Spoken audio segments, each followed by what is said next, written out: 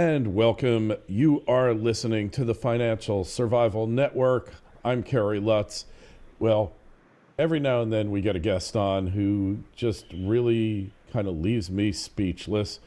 Person you're about to hear from, many of you are familiar with. He started out life in a polio ward at Belview Hospital, became a courier for mob boss Frank Costello, a mob associate, had a hot torrid affair with Marilyn Monroe, a close personal friendship with Frank Sinatra, knew the Kennedys. He's kept popping up in history much like Forest Gump. Whenever something major was happening, this person seemed to always be there. You probably know him best as Carlo Rizzi in The Godfather. Gianni Russo is here with us now. Johnny, I'm sorry, I can't even begin to do your story justice in such a short period of time. And I should also mention you are author of bestseller Hollywood Godfather. We can't thank you enough for being with us today. And well, thank you. I appreciate it, believe me. Well, I appreciate any attention. I never get over it. I love it. Hey, well, that's human nature. And human nature also survival at all costs. And perhaps your story is one really of somebody who has a lot of obstacles thrown in your way throughout life. Somehow you bypass them and you come out stronger and better. Now, going back, you're a kid. Your parents send you the polio ward and pretty much forget about you. You're kind of given up for dead. Well, they didn't send me. They actually came and collected me. The polio in 1949, that summer, that August, it was really at a peak in New York. And somehow, some way, they found out I had it. Until this day, I still don't know. Unless my mother didn't want to tell me, she reported me. But they came and collected me from my house.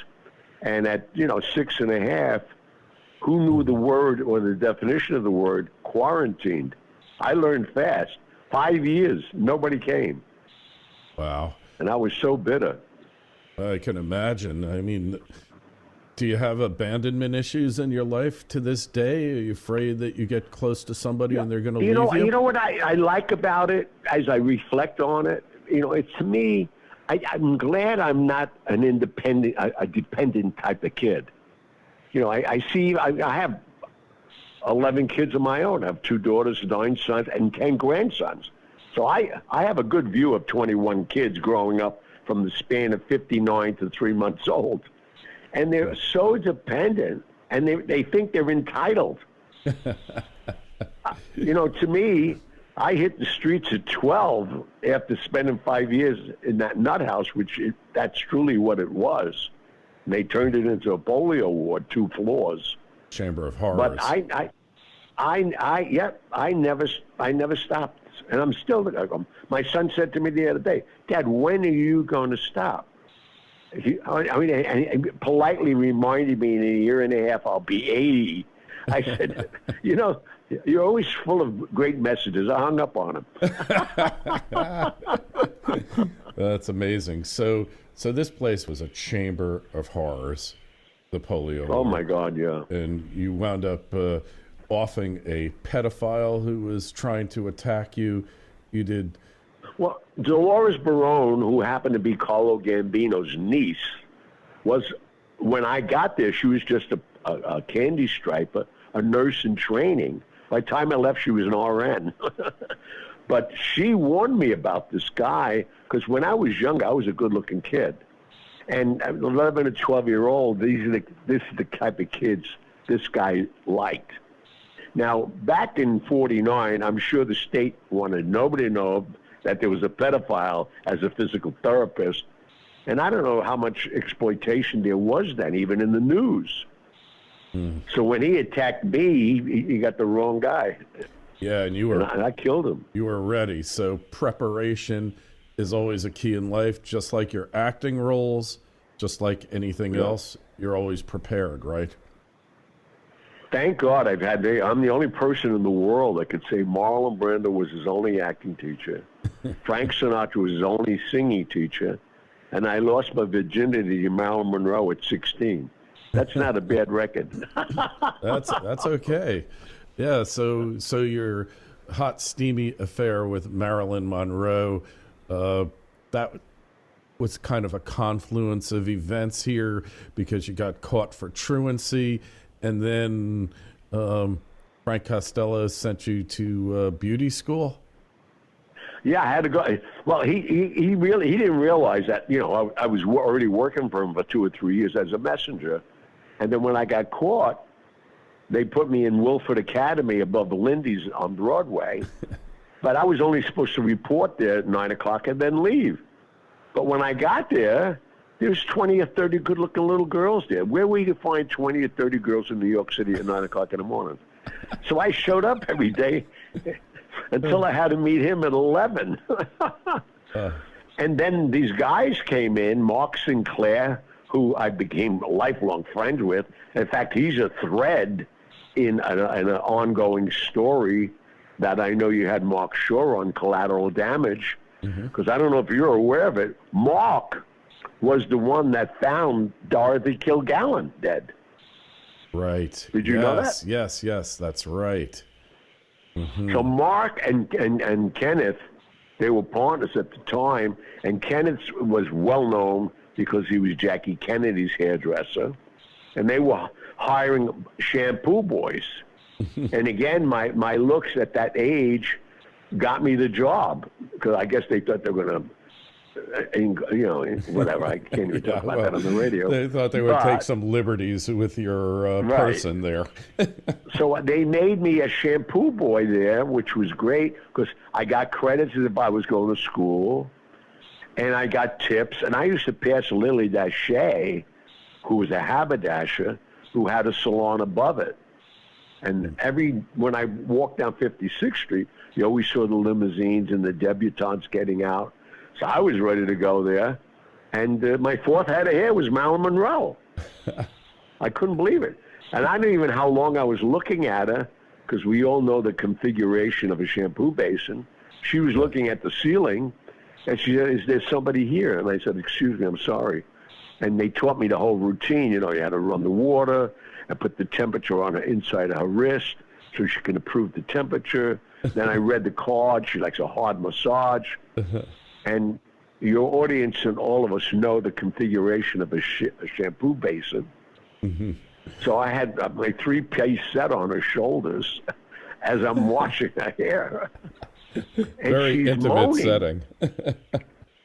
Yeah, and she's moaning like we're getting intimate. Now, unbeknownst to her, I just saw Some Like It Hot maybe 10 times at the New York Paramount on Broadway, because it was open 24 hours a day then. I used to go to late at night there to go to sleep. I watched every movie, never realizing I'll have a relationship with Paramount called The Godfather, 50 years later, or whatever many years it is now. But so I watched the movie, and I'm seeing this girl. I'm getting crazy. So now I'm aroused, and I got to walk her now from the shampoo basin to the middle of the salon, and I'm trying to hide behind her. It was like a Jerry Lewis, skit, trying to walk behind her not to be revealed. But the good news, I had a friendship with her for 4 years. I was with her the last weekend of her death, which was crazy. Really? And we knew it when she started screaming at Sinatra, because they were trying to convince her to set up Bobby Kennedy, not even John, one more time, so that he'd lay off picking on the mob. But that would never happen, because your audience, probably the first time, maybe you're even going to hear it, is that she made us aware that she just had an abortion for Robert Kennedy, who already had 5 kids with Ethel. Right. And John promised her, if he became president, he was going to leave Jackie and marry her. That's how naive she is. Yeah. So, I mean, this poor girl was just used and abused. Yeah. But now she had it. And that's why I'm glad what Mark is doing. I'm glad I'm going to be a part of it. And we talk about Mark Shaw, his book, Collateral Damage. Sure. We want to rectify her death certificate, Because I said in my book, which I registered with the United States Congress in '95, that she was killed. She didn't overdose, and she died of an embolism. Now, Dr. Noguchi, who was the assistant coroner, finally admitted that what I said was right. But he had so much pressure from Bobby Kennedy that they falsified. They brought in 3 psychiatrists to analyze her of the state of mind she was in. And that's how they gave her a death certificate. So, I mean, no chemicals, nothing to prove it other than what they thought. Right. Which now we want to turn that around. So there was a Hollywood detective, and they found his files, and he had bugged Marilyn's house and phone. And supposedly on the night of her death, Peter Lawford came over with Bobby Kennedy. And Bobby. Right. And they were in the car. Right. And she started screaming at him. And then he used a pillow to quiet her. And then that was the last thing he heard. So we have to wonder, exactly the circumstances of her death. Certainly accidental or overdose. It's too convenient. And obviously it was convenient for them then. Everything wasn't as sophisticated, but the guy, everybody used this one guy. He was a doctor. I still don't want to use his name, but Mark knows of him. He killed Dorothy Kilgallen, the same guy. He was studying to be an anesthesiologist, and I don't know, maybe he failed medical school, but he was working for everybody. Wow! But he would take you out. I mean, this guy knew how to do it. Yeah, and there's ways to do it. I think Putin used him once too. Wow. Well, he's got a specialized skill that I guess is in demand. So speaking of that, so let's talk about political assassinations here. So both Kennedys are offed. John Kennedy first. You said the mob was there. Which I thought it was going to be Bobby, because when I started running again, like I was doing to get John elected, so I was traveling to Chicago, Kansas City, every place that controlled the Teamsters, the International Longshoremen's Union, the Culinary Union, to get these members' votes. And this was in the late 50s, 58, 59. And then I was spending my weekends with Senator John F. Kennedy, so I got to really know him. And nobody could ever figure out, what's this kid doing here? But then they all were told, it's Costello's guy, and that was it. They never said anything again. So, but, I really thought when I got on that ship that if they're going to assassinate somebody, it would be Bobby. But obviously he went to John. And the only reason they went after John first, I found out years later, because I had a nice conversation with Tony Accardo and Costello before they died, and it was the fact that he lied to them. I can't believe that, because, the deal Joe made, that if his son got in to be president and they made that happen, they would invade Cuba and they'd get their casinos back. It was a win-win, because Fidel Castro threw them out, and Batista, who gave them all the grounds and property, but they invested millions down there only to be thrown out. So they backed Kennedy just because they get all their casinos back, and it was a win-win for everybody. Yeah. But when John put his brother in as Attorney General, not realizing his feelings about his father and even his own brother, he didn't like any of them. And that was it. So they couldn't control him. Bay of Pigs invasion. I've heard a lot of theories of what happened there. Why it failed, because the U.S. failed to give them air support, and all those guys fought valiantly on the beach and basically died. I know. What happened there? Why was the CIA sabotaging Kennedy, or was it a screw up? I find that hard to believe. I don't know if they were sabotaging Kennedy, but what they didn't want to do is give the mob their wealth back. I think it was a combination of both. I think the CIA saw an opportunity here that nobody's going to say anything about it. They never found Russian missiles there, as they supposedly reported, that were there. So they had the green light. The only people that didn't get their fair share after all their efforts of 3 years was the mob. And they weren't happy. And then, Bobby went after Carlos Marcello's first. He deported the guy. And this guy was major. He gave them the International Longshoremen's Union. Him and Tony Anastasia ran those unions from San Francisco to Canada, the whole shoreline. They controlled the piers and the membership of the International Longshoremen and the Teamsters Union, the Culinary Union. That's what got them in, and they still needed Lyndon Baines Johnson. Yeah, well, they couldn't do it I remember without going down there to Dallas, and what's her name picked me up and took me 30 miles out of town. I delivered a suitcase. I've delivered a lot of money. There had to be at least $5 or $6 million in that suitcase. And then 3 days later, Lyndon Baines Johnson announced he's his running mate. He hated the Kennedys. Yeah, they all hated each other, but supposedly the Kennedys were blackmailed by J. Edgar Hoover, according to Mary Lincoln, I think it was, into taking... Well, because Costello controlled J. Edgar Hoover. Right. For years. Because they had pictures of him cross-dressing, which nobody knew. Yeah, he was with But Roy Cohn. the other big problem there was, nobody knows this story, they sat down Lyndon Baines Johnson. They said, John will do 8 years, and then you do the next 8. They would control the White House for 16 years. That's why Lyndon Baines Johnson went along with it. That's why Lyndon Baines Johnson, on November 22nd, had the Texas Rangers back this up. He was moving his election date up that afternoon. Yeah. Well, so the actual assassination, it appears the mob obviously involved in it. The CIA. Oh, yeah. I mean, the mob had the 4 hitters. CIA was a backup. I could tell you the kill bullet. I said it in my book. It was Gianni Russo, a close friend of mine. I saw him afterwards. I knew he was brought in there by Chicago. Everybody wanted to hit her. Carlos fell in love with Lee Harvey Oswald, listening to him on the radio. Because he was, he was a communist, basically. Right. Good. When he got mustered out in Germany threw him out of there when he left. And our country, which is so funny, when you think of who trained these guys, was our military. I know. They were all supposedly marksmen.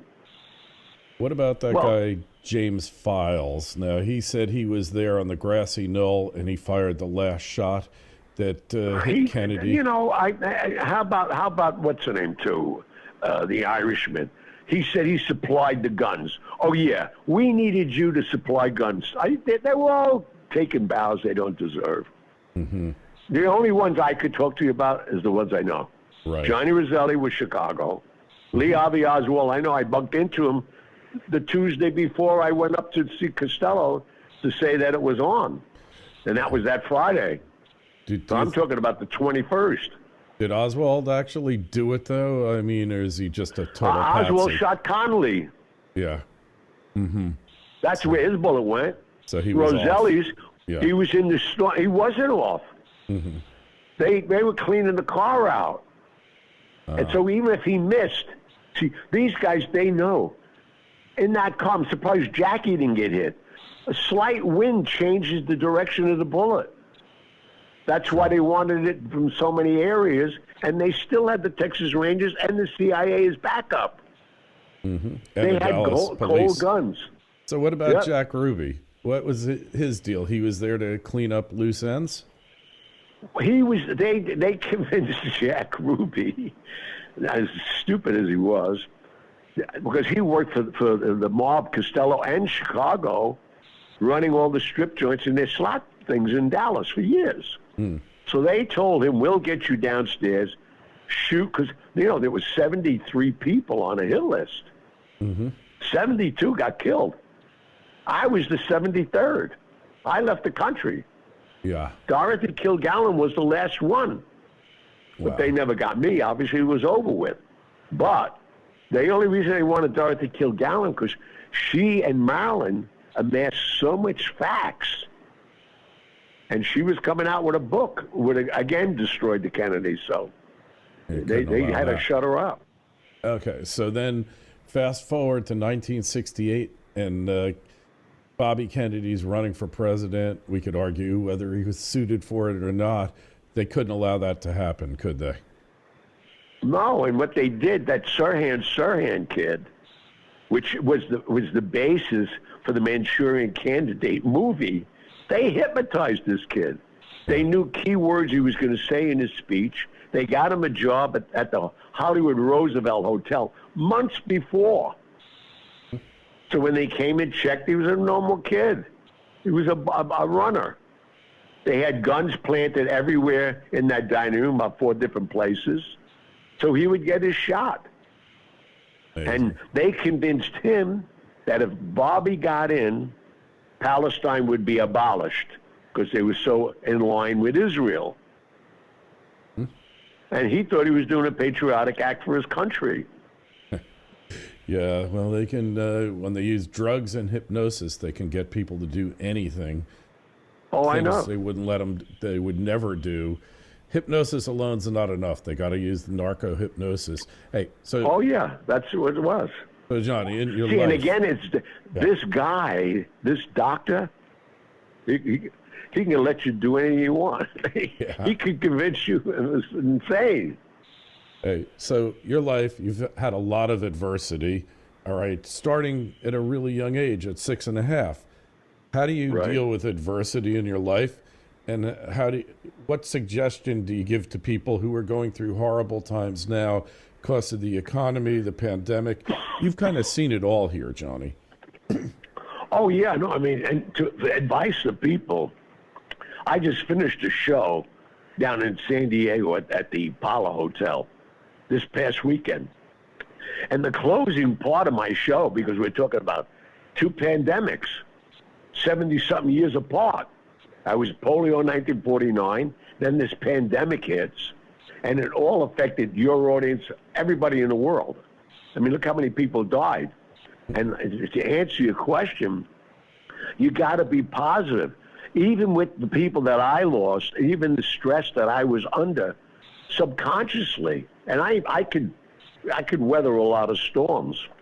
But I had, again, August of this past year, I had a stroke. Wow. And I'm blind in my right eye. Thank God for Dana Lafferty, who is up in New York Presbyterian. I only live 6 blocks away. I'm in that hospital like going for people go to McDonald's. I'm up there, and thank God Dana Lafferty and Dr. D'Amico, who is my retina, I was there for 4 days. They dissolved all the blood clots. The one blood clot that was going to my brain lodged behind my eye. Thank God my only residual, I'm blind. Who cares? That's the idea. You got to pick up the pieces and move on. Yeah. There's so much more to live for. I'm not going to go nowhere. I'm on stage, and people are saying, like, what's with this guy? He's nuts. Amazing. I But you love got the to. story. Hey, so you're looking back now, and like you said, the kids nowadays, entitled, you had to fight for everything you got. Is there anything you would have really changed looking back? If there was one part of your life you could change, go back and change? I wouldn't change one day. Not one day of mine. I don't know how many people at my age could say that. I am so happy, so proud. I got, like I said, 10 grandsons. My other kids are starting to get married. Right now, you know, I'm in like 6 major businesses, fortunately. I've always done business. Thank God for Costello, Meyer Lansky, Al Malnick, these kind of guys were my mentors. Al's still alive. I still talk to him once a month. Sure. So I mean, to me, you know, you got to get out there and try it. You know, the last sentence in my book is "Yes, you can," and I believe that. So you know, that's the message. Go out and do it, man. So, moments of doubt. Do you have moments of doubt at this point in life, or do you just know where you're going? I have no moments of doubt. I'll doubt for a second and rethink it, How do I get to where I have to go? I mean, we're all going to have stumbling blocks. But I like you pointed out, I persevered over so many things. I was captured by Pablo Escobar. I had my throat cut. I know that story. I'm here. Quite a story I'm in here. itself. Yeah, you live to talk about it, and you got to recreate your scene from The Godfather, except with a happy ending, right? Oh yeah, tell me about it. I thought that's how he was going to take me out. When he said he wanted to do that scene after I've been in the torture chamber. I don't even know how long I was there. Three grounds. I mean, 3 stories down from his prison that he built in Bogota. And when he said, "I didn't know you were Carlo in The Godfather," that movie has saved me in so many ways, so many times. Even with Saddam Hussein, and we can go on and on and on of people who love that movie that I happen to meet. But the thing is, when he did that at the dining room tables, I want to do that closing scene, knowing what I knew about him, how nuts he was. I figured that's how he's going to kill me now. He'll have fun with it and kill me. And when he walked me out to the car himself, opened the front door, and I sit in the front seat like I did in the Godfather movie. Yeah. It wasn't Clemenza in the back seat. It was 2 of his guys that said, "Hello, Carlo," and they all busted out laughing. He gave me a hug and a kiss, and they drove me to the airport. That's so great. Hey, I got a question for you. I don't know if you caught that movie American Made about that guy, what was his name? Barry Seal, the pilot, CIA pilot, and he was, bringing drugs to Escobar and the Contras and all that. Right. Well, he had a license to do whatever he wanted. Yeah. Did you ever? And supposedly he flew the assassins in or out after Kennedy was killed. Classic case of a guy who knew too much. Classic bullshit. He flew nobody in and out. No. Everybody. Let me say something. Knowing the mob as well as I did and do, they needed nobody to take their guy in and nobody to take them out because they would trust nobody to bring him in because they never knew who was against who. Gianni Russo got himself there, shot him, and got himself out. They needed... Everybody now is jumping on this bandwagon of what they did. Like that guy from... what was it, Shaw? What's his name? They paint... not Shaw. Who was the guy who wrote the book, They Paint Houses? Bobby De Niro bought that book. Yes, the Irishman. And they made the movie, The Irishman, out of it. Right. Now, he was involved, too, he said, in the assassination. He was involved in Hoffa's assassination. Forget it. Yeah. Well, everybody's on the bandwagon now. So I guess we conclude here. When you think back to that kid in the polio ward, you think you're still the same person inside as that kid who was in the polio ward, or is that a different person? I still have the drive. I still pray to God every day. I prayed to get out, and I made a novena. I'm that same guy. Nothing's going to change me. Why would I want to change? I'm happy. People want change when they're not successful and they're not happy. And I even have a few dollars now, so it's nice. Well, it worked out well. So, again, please. The book, Hollywood Godfather, I highly recommend it. It's a bestseller to this day, years after it was first published. I love the audiobook, listening to you, Gianni, tell your story in your own words. It just rings so true. And I guess we can send them to your podcast and your website. Yep, please. All right, so it's a podcast, Hollywood Godfather podcast. In fact, I have 121 hours up right now. 121 and a lot hours. of the stuff. Hey, you're the kind of oral history for this period of what really happened, rather than what the newspapers and the history books said. They want you to think happened, yeah. Yeah, what they want you to believe. And so to that, we owe you a debt of gratitude for getting the truth out about these people who are really thank you myths. for your attention and your audience. God bless you all.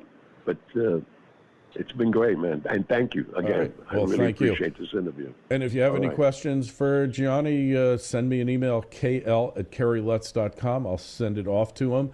but I highly recommend that book and his podcast and his website. And hey, we didn't even talk about the fact that you're an accomplished singer who learned firsthand from Frank Sinatra. There's so much to your life. I'd love to have you back on again and talk some more. Oh, please. I'm going to Broadway. I'm taking my book to Broadway. I made a one-man show. I will be there. I tested it this weekend. I would love you to be my guest, please. I'd love to be there, see it, because your life, thank you. The history, just the history. It's kind of like that show Pawn Stars. You don't really care about the people, but the history of the objects, what they played in history is really fascinating. And what you've done in history is really amazing. So we thank you again. We'll talk to you again real soon, Gianni. Stay well, stay healthy. All right, thank you. Bye. Bye. All right. Well, I really appreciate that.